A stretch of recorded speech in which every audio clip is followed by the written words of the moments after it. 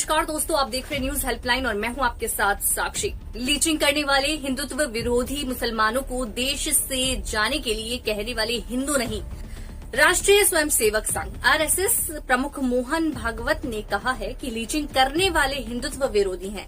उन्होंने राजनीति को एकता खत्म करने का हथियार बताते हुए कहा कि भारत में रहने वाले सभी लोगों का डीएनए एक है, भले ही वे किसी भी धर्म के हों, और मुसलमानों को डर के इस चक्र में नहीं फंसना चाहिए कि भारत में इस्लाम खतरे में है। उन्होंने यह भी कहा कि जो लोग कहते हैं कि मुसलमान इस देश में नहीं रह सकते, वे हिंदू नहीं हैं। मुस्लिम राष्ट्र मंच की ओर से आयोजित एक कार्यक्रम में भागवत ने कहा कि हिंदू और मुस्लिम एकता भ्रामक है, क्योंकि वे अलग अलग नहीं बल्कि एक है।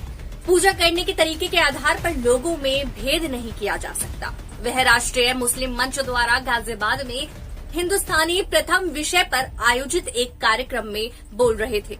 मोहन भागवत ने कहा, ऐसे कुछ काम है जो राजनीति नहीं कर सकती है। राजनीति लोगों को एक नहीं कर सकती है।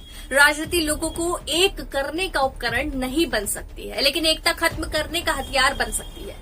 आरएसएस प्रमुख ने लीचिंग की घटनाओं में शामिल लोगों पर हमला बोलते हुए कहा, वे हिंदुत्व के खिलाफ हैं। हालांकि उन्होंने कहा कि लोगों के खिलाफ लीचिंग के कुछ झूठे मामले दर्ज किए गए हैं। भागवत ने कहा, बह के इस चक्र में ना फंसे कि भारत में इस्लाम खतरे में है। भागवत ने कहा कि देश में एकता के बिना विकास संभव नहीं है।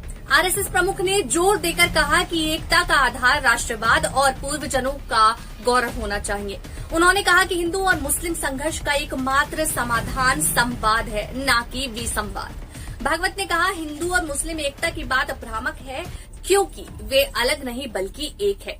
सभी भारतीयों का डीएनए एक है, चाहे वे किसी भी धर्म से हो। आरएसएस प्रमुख ने कहा, हम एक लोकतंत्र में हैं, यहाँ हिंदुओं या मुसलमानों का प्रभुत्व नहीं हो सकता। भागवत ने अपने संबोधन की शुरुआत करते हुए कहा कि वह ना तो कोई छवि बनाने के लिए कार्यक्रम में शामिल हुए हैं और ना ही वोट बैंक की राजनीति के लिए। उन्होंने कहा कि संघ ना तो राजनीति में है और ना ही यह कोई छवि बनाए रखने की चिंता करता है। आरएसएस प्रमुख ने कहा, यह संघ राष्ट्रवाद को सशक्त बनाने और समाज में सभी लोगों के कल्याण के लिए अपना कार्य जारी रखता है। ऐसी और खबरों के लिए हमारे चैनल को लाइक करें, शेयर करें, सब्सक्राइब करें और देखते रहिए न्यूज हेल्पलाइन।